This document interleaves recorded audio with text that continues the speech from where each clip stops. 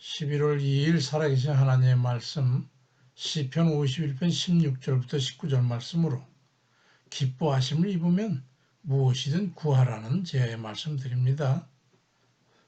뭐뭐 해라 그리하면 그 법칙이 있습니다. 이를 일컬어서 조건부 법칙이라고 합니다. 가령 이런 것이죠. 야고보 4장 8절에 보면 하나님을 가까이 해라 그리하면 너희를 가까이 해라 이런 것이고, 누가복음 8장 20절에도 두려워하지 말고 믿기만 하라 그리하면 딸이 구원 얻으리라는 이런 말씀들입니다. 우리가 주야장천 기도를 한다고 하면서 기도에 대한 응답은 그렇게 흡족하지가 않습니다. 거기에 뭐 여러 가지 이유가 있지만 그럴 만한 이유가 있어요. 뭔가 맥혀 있다는 것을 깨달아야 됩니다. 고린도후서 13장 13절에도 주 예수 그리스도의 은혜와 하나님의 사랑과 성령의 교통하심이 너희 무리와 함께 있을지어다 말씀하는데, 이 교통함이 끊어져 있기 때문이죠. 우리를 인도하시고 보호하시는 성령과 교통함이 막혀있기 때문이지요. 문제가 생기고 답답할 때 그에 비례해서 기도하지 않겠습니까?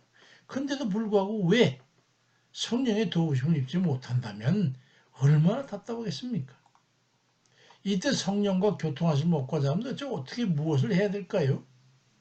여기서 말씀하시는 것은 우리가 평생 살아가면서 하나님께서 기뻐하시는 계명을 지키며 살아갈 때 그러한 이들의 기도를 들으시고 대적들을 치우시고 겁없고 두려움 없는 그런 삶을 살 수 있도록 우리 하나님께서 도우신다는 거예요. 요한일서 3장 22절에도 무엇인지 구하는 바를 그에게서 받는데 이는 우리가 그의 계명을 지키고 그 앞에서 기뻐하시는 것을 행함이라고 말씀합니다. 그럼에도 불구하고 답답함이 있고 하나님 앞에 원활하지 못한 게 있다면 그건 하나님 앞에 단 한 가지 담을 높이 쌓아놓는 것이 있어가지고 기도를 막는 원인이 돼서 그게 하나님께 들려지지 않기 때문입니다. 그게 뭘까요? 이사야 59장 2절에 오직 너희 죄악이 너희와 너희 하나님 사이를 갈라놓았고 너희 죄가 그의 얼굴을 가려서 너희에게서 듣지 않으시게 함이라고 말씀합니다. 이 문제를 해결하는 것이 바로 인생의 문제를 해결하는 것이고 하나님과의 관계를 바르게 하는 겁니다. 그러한 이들을 하나님께서 들으시고 함께 하시면서 돌보시는 것입니다. 하나님과 원활한 관계를 유지하기 위한 것이 무엇일까요? 거기에 바로 포커스를 맞춰야 됩니다. 달을 보고 짖는 것처럼 그런 허망한 수고는 아무 소용이 없는 거예요. 하나님께서 기뻐하셔서 함께 하실 만한 그런 영육의 상황을 하나님과의 관계에서 조성해야 그 교통이 원활하게 되는 겁니다. 그게 무엇입니까? 하나님께서 들으실 만한 정결한 심령을 갖추는 것이죠. 바리새인처럼 헌물을 많이 준비해서 하나님께 나아 간구 드린다고요? 시편 51편 16절부터 17절에는 주는 번제를 기뻐하지 아니하시리이다. 하나님께서 구하시는 제사는 상한 심령이라. 하나님이여 상하고 통회하는 마음을 주께서 멸시하지 아니하시리이다 말씀합니다. 죄에 대해서 통회하며 자복함으로써 죄의 녹을 씻어내야 합니다. 그렇지 않고 내 뜻과 내 원대로 죄를 행하면서 하나님께서 왜 듣지 아니하느냐고 뻗대는 그런 이들이 있잖아요. 그런 이들의 간구를 들으시겠습니까?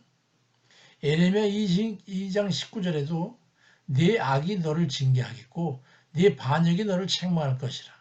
그런즉 네 하나님 여호와를 버림과 네 속에 나를 경외함이 없는 것이 바로 악이라.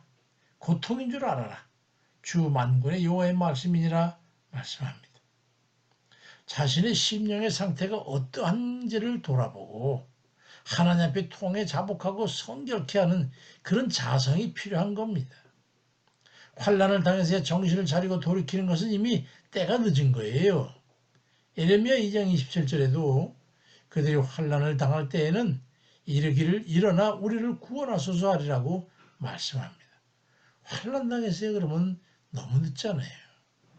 환난 날에 부르는 것은 때가 늦은 것임을 깨닫고 평생의 삶 속에서 하나님을 경외하며 주 뜻대로 살아들면서 하나님을 기쁘시게 하는 그런 일이 되고, 특별히 지은 죄에 대해서 통해 자복하는 그런 회개의 삶을 통해서 주께 들어지는 일을 다 되시기를 주의 이름으로 축원드립니다. 아멘입니다.